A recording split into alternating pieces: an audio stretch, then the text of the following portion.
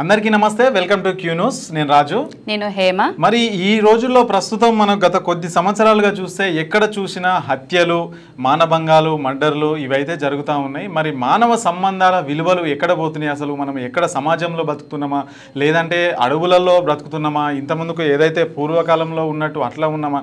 ఎంతో టెక్నాలజీ అయితే పెరుగుతున్న నేపథ్యంలో ఇలాంటి హత్యలు, ఇలాంటి గొడవలు అసలు ఎక్కడ చూసినా భర్తను చంపడం, భర్త భార్యను చంపడం అయితే జరుగుతూ ఉన్నాయి. అసలు ఇవి ఎందుకు జరుగుతున్నాయి? భార్య భర్తలకు గొడవలు వస్తే ఒకప్పుడైతే పెద్ద మనుషులు ఉండి సర్ది చెప్పేవాళ్ళు, కానీ ఇప్పుడు ఆ పెద్ద మనుషుల గొడవ సర్ది చెప్పే పరిస్థితి కూడా కనిపిస్తలేదు. సో ప్రస్తుతం అయితే మనకు ఒక న్యూస్ అయితే రావడం జరిగింది. మన కరీంనగర్, ఉమ్మడి కరీంనగర్ జిల్లా సుల్తానాబాద్ జిల్లాలో ఒక ఘటన అయితే జరిగింది. ఇద్దరు భార్య భర్తలు అయితే వాళ్ళకైతే చిన్న గొడవ లాంటిది ఏదో అయిందంట. మరి దానికి సంబంధించి పెద్ద మనుషులు అయితే పంచాయతీ అయితే నిర్వహించారంట. మాట్లాడి ఒప్పించే ప్రయత్నం చేసడానికి పెద్ద మనుషులు అయితే పంచాయతీ పెట్టడం, గొడవ అంటే సర్ది చెప్పడం కోసం వాళ్ళు పంచాయతీ పెట్టే క్రమంలో మరి ఆ టైంలో ఏమైందో తెలియదు. మరి ఒకరి మీద ఒకరు గొడవ పెద్దగా పెద్దగా దాడి చేసుకుని ఇద్దరు ప్రాణాలు కోల్పోయి దాకా తెచ్చుకుంది. ఆ విషయం ఒకసారి చూద్దాం, మనం క్లియర్ గా చూద్దాం ఒకసారి. సో భార్యాభర్తల గొడవ మధ్యలో మాట్లాడడానికి వచ్చిన బంధువులో ఇద్దరు మృతి, పెద్ద మనుషులు నిర్వహించిన పంచాయతీలు కత్తులతో దాడి చేసుకున్న ఇరు వర్గాలంటే ఇది ఎక్కడంటే మరి పెద్దపల్లి జిల్లా సుల్తానాబాద్ మండలం సుగ్నాపల్లి గ్రామానికి చెందిన భార్యాభర్తల వివాద విషయంలో పంచాయతీ నిర్వహించిన గ్రామ పెద్ద మనుషులంట. సో మరి పంచాయతీ జరుగుతుండగా భార్య తరపు బంధువులపైన కత్తులతో దాడి చేసిన భర్త తరపు బంధువులు. సో దాడిలో తీవ్రంగా గాయపడి మరణించే గాన్ల గణేష్, మోటం మల్లేష్ అనే ఇద్దరు వ్యక్తులు మృతి అంట. ఇక తీవ్ర గాయాలపై ఆసుపత్రిలో ఇంకా మరో ఇద్దరు అంట. సో ఇవి ఒకసారి విజువల్స్ కూడా చూసే ప్రయత్నం అయితే చేద్దాం మనం ఒకసారి. సో చూడవచ్చు, అక్కడికి అంబులెన్స్ కూడా వచ్చింది.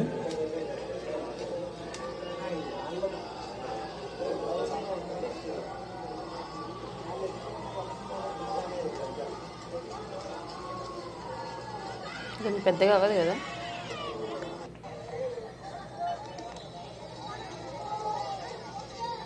చూడండి ఏ విధంగా కొట్టుకుంటున్నారో. కూర్చుని మాట్లాడుకుంటే అయిపోయే దానికి ప్రాణాల దాకా తెచ్చుకుంటున్నారు. నిజంగా వెళ్తున్నాము, సమాజం వెళ్తుందో అర్థం కావట్లేదు. కొద్దిగా విజువల్స్ బ్లాక్ అండ్ వైట్ లో ఉంటాయి, పర్వాలేదు, కొద్దిగా చూసే ప్రయత్నం చేయండి. ఎందుకంటే మళ్ళీ యూట్యూబ్ తీసుకోదు కాబట్టి.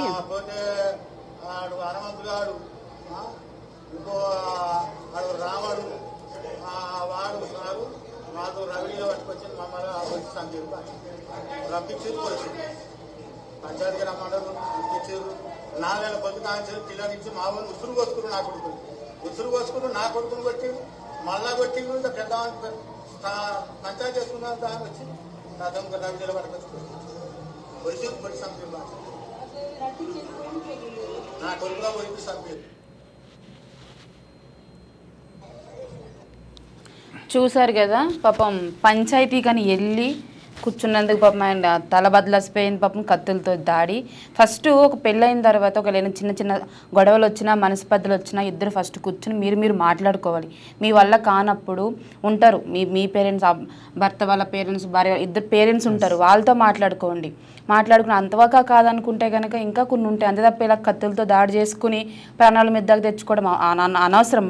నిజంగా ఈ రోజులలో ఇప్పుడు ఒకరిని చంపడం అంటే చాలా ఎంత ఈజీ అంటే ఫోన్లో ఛార్జింగ్ పెట్టినంత ఈజీగా చంపేస్తున్నారు. సో భర్త భార్యను చంపేస్తున్నారు, భార్య భర్తను చంపేస్తున్నారు. అదే క్రమంలో వాళ్ళకి చిన్న గొడవ అయితే మరి ఇరు వర్గాల పెద్ద మనుషులు పీల్చుకొచ్చి మరి మాట్లాడిపించి వాళ్ళ సంసారాన్ని సద్దుమనిగే ప్రయత్నం అయితే చేస్తున్నారు వాళ్ళు. మరి అదే చేసే క్రమంలో మరి ఇప్పుడు వాళ్ళు మాట పెరిగి మరి ఈ విధంగా ఇద్దరు వ్యక్తులు చనిపోయినారు. ఇప్పుడు భార్య మంచిగానే ఉన్నారు, భర్త మంచిగానే ఉన్నారు, వాళ్ళు మంచిగానే ఉన్నారు. మరి వాళ్ళకి గొడవ జరిగింది, వాళ్ళ మాట్లాడటానికి వచ్చిన వాళ్ళ ప్రాణాలు పోయినాయి. ఇప్పుడు వాళ్ళ ప్రాణాలు ఎవరు తీసుకొస్తారు? వాళ్ళ కుటుంబ సభ్యుల ఏంటి పరిస్థితి?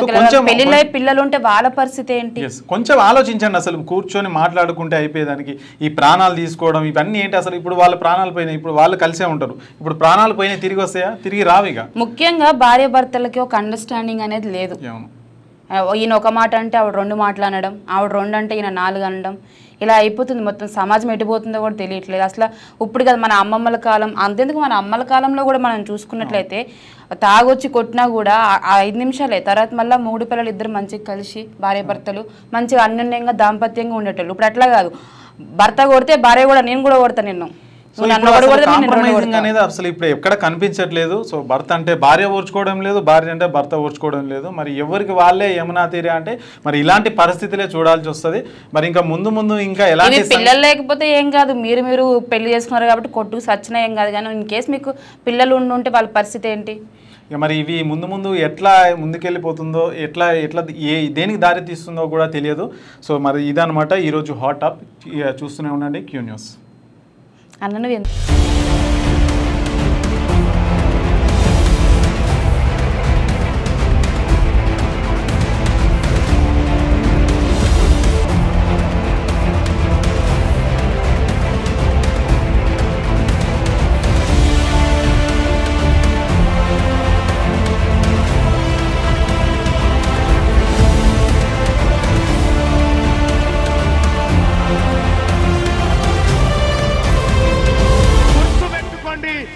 బీసీ సమాజానికి, తెలంగాణ రాష్ట్ర బీసీ ప్రజలకు మీ బిడ్డ తీన్మార్ మల్లన్న ఖడ్గం పట్టుకొనున్నాడు.